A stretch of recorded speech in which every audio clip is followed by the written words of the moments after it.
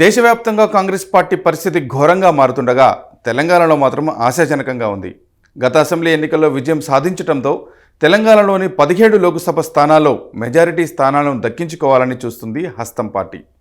CM Revanth Reddy దూకుడు, BRS party బలహీనపడటం కలిసి వస్తుందని ఆ పార్టీ విశ్వాసంతో ఉంది. అయితే దేశవ్యాప్తంగా బీజేపీ పట్ల సానుకూలత, ప్రధాని మోదీ తీసుకుంటున్న నిర్ణయాలు, అయోధ్య రామమందిర నిర్మాణం అన్నీ కూడా కలిసి వస్తాయని కమలనాథులు ధీమాతో ఉన్నారు. కానీ అధికార పార్టీ అడ్వాంటేజ్ తమకు తెలంగాణలో సింహభాగం సీట్లను దక్కేలా చేస్తుందని కాంగ్రెస్ నేతలు విశ్వాసంతో ఉన్నారు.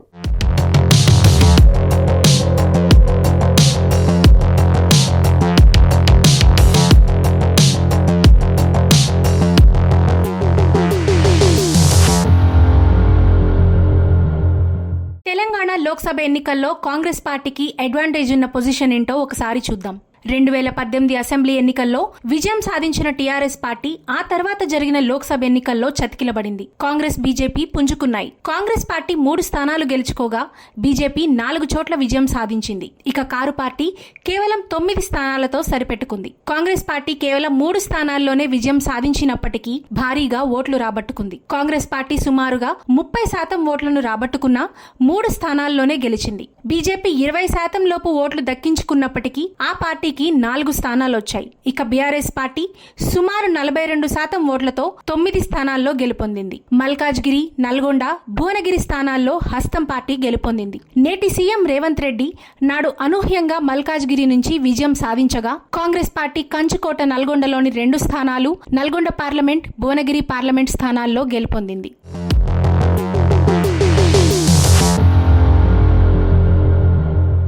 ఇటీవల జరిగిన తెలంగాణ అసెంబ్లీ ఎన్నికల్లో కాంగ్రెస్ పార్టీ విజయం సాధించడంతో ఇప్పుడు లోక్సభ స్థానాలన్నింటిలోనూ గెలుపొందాలని ఆ పార్టీ యోచిస్తోంది. అయితే ఆ పరిస్థితి ఏ మేరకు సాధ్యం అన్న దానిపై కొంత అంబిగ్విటీ కనిపిస్తోంది. కాంగ్రెస్ పార్టీ ఈసారి తన అమ్ముల పొది నుంచి మరిన్ని అస్త్రాలను ప్రయోగించి లోక్సభ ఎన్నికల్లో కనీసం 13 నుంచి 14 సీట్లలో గెలుచుకోవాలని లక్ష్యంతో పనిచేస్తోంది. ఇప్పటికే సీఎం రేవంత్ రెడ్డి దీనికి సంబంధించి పలుమార్లు రివ్యూ కూడా చేశారు. బీజేపీ సిట్టింగ్ స్థానమైన ఆదిలాబాద్ పైన కాంగ్రెస్ పార్టీ గురిపెట్టింది. ఇక పెద్దపల్లి నియోజకవర్గంలో తాజాగా sitting MP Venkatesh Burlakunta car party దిగి హస్తం పార్టీలోకి చేరారు. మరోవైపు కాంగ్రెస్ పార్టీ జహీరాబాద్ పార్లమెంట్ స్థానాన్ని గెలుచుకోవాలని ఆశగా ఉంది. ఇక ఉమ్మడి మెదక్ జిల్లాలో కాంగ్రెస్ పార్టీకి అడ్వాంటేజ్ ఉందన్న భావనను ఆ పార్టీ నాయకులు వ్యక్తం చేస్తున్నారు.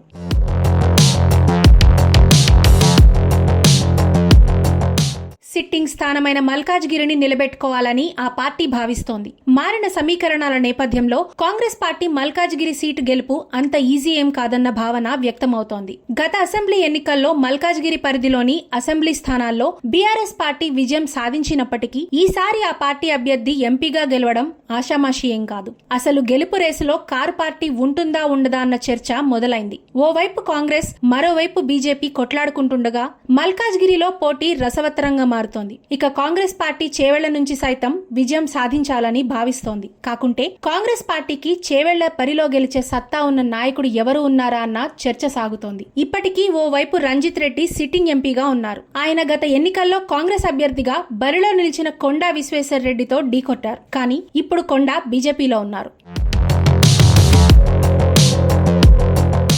మహబూబ్ నగర్ జిల్లాలో గత ఎన్నికల్లో కీలక స్థానాలను గెలుచుకున్న కాంగ్రెస్ పార్టీ ఈసారి ఉమ్మడి జిల్లాలోని 2 పార్లమెంట్ సీట్లను గెలుచుకోవాలని భావిస్తోంది. అయితే రెండిలో ఒకటి మాత్రమే డామ్ షూర్ అని కాంగ్రెస్ అంచనా వేసుకుంటోంది. నాగర్ కర్నూల్లో గెలుపు ఈజీ అయినప్పటికీ మహబూబ్ నగర్ సెగ్మెంట్ లో విజయం సాధించాలని లక్ష్యంగా పెట్టుకుంది. ఇక కాంగ్రెస్ పార్టీ సిట్టింగ్ స్థానాలైన మల్కాజ్గిరి, నల్గొండ, భువనగిరిలో కొత్త అభ్యర్థులు రాబోతున్నారు. వారి స్థానంలో ఎంపీలుగా ఎవరు నిలబడతారు, ఎవరు పోటీ చేస్తారన్న దానిపై త్వరలో స్పష్టత రానుంది. ఇక వరంగల్ ఎస్సీ, మహబూబాద్ ఎస్టీ 2 నియోజకవర్గాల్లో కూడా కాంగ్రెస్ పార్టీ విజయం ఖాయమంటున్నారు. అయితే వరంగల్ ప్రాంతంలో బీజేపీకి కొంత పట్టుంది. ఆ స్థానాన్ని కూడా తామే దక్కించుకుంటామని కాంగ్రెస్ నాయకులు చెప్తున్నారు. ఇక ఖమ్మం కంచుకోటలో కాంగ్రెస్ పార్టీ జెండా రెపరెపలాడటం ఖాయం. ప్రస్తుతం బీఆర్ఎస్ పార్టీ సిట్టింగ్ ఎంపీగా ఉన్న ఖమ్మం నియోజకవర్గంలో ఈసారి గెలిచి సత్తా చాటాలని కాంగ్రెస్ పార్టీ నేతలు డిసైడ్ అయ్యారు. ఖమ్మం జిల్లా కేంద్రంగా కాంగ్రెస్ పార్టీలో ముఖ్య నేతలందరూ కూడా రంగంలోకి దిగడంతో ఈసారి ఆ పార్టీ విజయం నల్లేరుపై నడకేనని భావిస్తున్నారు.